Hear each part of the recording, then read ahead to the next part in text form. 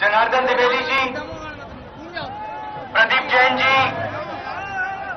वीरेंद्र सिंह बुंदेला जी, रमेश खटीक जी, हरिकिशन बाबा जी, Congress party के हमारे सब वर्कर, कार्यकर्ता, यूथ कांग्रेस एनएसयूआई के कार्यकर्ता, भाइयों और बहनों, आप सबका यहां बहुत बहुत स्वागत, नमस्कार। 2004 से दिल्ली में कांग्रेस पार्टी की सरकार है और जब हम चुनाव लड़े थे, हमने आपसे एक वायदा किया था। बाकी पार्टियां 10-15 वायदे करती हैं, कहती है भैया हम जीतेंगे तो ये कर देंगे, वो कर देंगे। हमने आपसे सिर्फ एक बात कही थी कि अगर हम सरकार बनाएंगे तो वो आम आदमी की सरकार होगी, गरीबों की सरकार होगी, पिछड़ों की, आदिवासियों की, दलितों की, किसानों की, मजदूरों की, गरीब लोगों की सरकार होगी, इंसानियत की सरकार होगी, जो हर एक को एक आंख से देखे और हर एक को प्रगति में शामिल करने की कोशिश करे। और हमारे विपक्ष में एक तरफ एनडीए थे और दूसरी तरफ स्टेट के जो पार्टीज हैं, बीएसपी, समाजवादी। एनडीए के लोगों ने कहा इंडिया शाइनिंग। उन्होंने आपको नारा दिया, अंग्रेजी में नारा दिया कि भैया हिंदुस्तान चमक रहा है। वो आपके घरों में नहीं आए, बुंदेलखंड नहीं आए, यहां उस समय सूखा था, लोग रो रहे थे और उनका नारा चल रहा था इंडिया शाइनिंग, हिंदुस्तान चमक रहा है। अब आप सोचिए बात, बुंदेलखंड में सूखा और ये लोग नारा चला रहे थे इंडिया शाइनिंग, हिंदुस्तान चमक रहा है। अगर ये अपने घरों से निकले होते, आपके घरों में गए होते, आपसे बातचीत कर दी होती, तो ऐसे नारे से उनको शर्म आती। प्रेस वालों ने उनके नेता से पूछा, भैया ये आपको नारा कहां से मिला? कांग्रेस पार्टी बात करती है आम आदमी की, गरीबों की, पिछड़े लोगों को प्रगति में शामिल करने की। ये आपको नारा कहां से मिला? अंग्रेजी में नारा क्यों चुना आपने? और उनके सबसे बड़े नेता, उन्होंने जवाब दिया, एक रात मैं टीवी देख रहा था अपने घर में और एक इश्तिहार आया, उस पर एक आदमी खड़ा था, वो सूट पहना था, चमकता हुआ सूट, और उसके नीचे लिखा था इंडिया शाइनिंग। मैंने सोचा देखो कितना अच्छा नारा है, इसका हम प्रयोग करें। अब देखिए नारे किस प्रकार से चुनते हैं। और मैं नारे की बात इसलिए कह रहा हूं क्योंकि नारे के पीछे सोच होती है। नारा हवा से नहीं टपकता, नारा सोच कर दिया जाता है। और इन्होंने आपको सोचकर इंडिया शाइनिंग का नारा दिया। जब हिंदुस्तान के घरों में बिजली नहीं, पानी नहीं, रोजगार की कमी थी, ये लोग इंडिया शाइनिंग की बात करते हैं। यहां उत्तर प्रदेश में समाजवादी पार्टी, बीएसपी के लोग थे, वो किसी एक जात की बात करते हैं,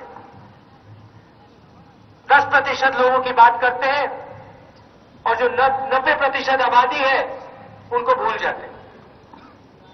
पहला काम हमने क्या किया? रोजगार योजना। हमने कहा कि जो भी रोजगार चाहता है, चाहे वो कहीं भी रहता हो, हम उसको रोजगार गारंटी करके देंगे। क्यों बात उठाई? कहां से आया ना, कहां से आई ये योजना? सोच कहां से आई? हम आपके पास आए और आपसे हमने पूछा सबसे बड़ी मुश्किल क्या है, और आपने हमें बताया। आपने बताया कि सबसे बड़ी मुश्किल शहरों में रोजगार मिल जाता है, बड़े लोगों को रोजगार मिल जाता है, जो गरीब होते हैं, पिछड़े होते हैं, कमजोर होते हैं, मजदूरी करते हैं, उनको गांव में रोजगार नहीं मिलता। तो हमने योजना शुरू की, दुनिया में सबसे बड़ी योजना, सबसे बड़ी योजना 100 दिन रोजगार की गारंटी, 120 रुपए प्रतिदिन, 12,000 रुपए हर एक गरीब को। बीएसपी के लोगों ने क्या कहा, मायावती जी ने क्या कहा, कोई फायदा नहीं होगा मनरेगा से, कोई फायदा नहीं होगा मनरेगा से। जाइए आंध्रा जाइए, महाराष्ट्र जाइए, दिल्ली हरियाणा जाइए, आसाम जाइए, जहां भी हमारी सरकारें चलती, छोटे से छोटे गांव में चले जाइए, किसी दलित भाई से पूछिए, आदिवासियों से पूछिए, पिछड़े लोगों से पूछिए, भैया मनरेगा से कोई फायदा मिला?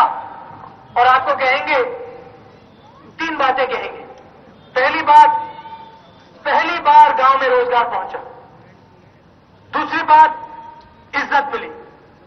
और पहली बार ऐसा लगा कि सरकार ने हमारा हाथ पकड़ा। और आपकी मुख्यमंत्री यहां कहती है कि भाई मनरेगा से कोई फायदा नहीं होता।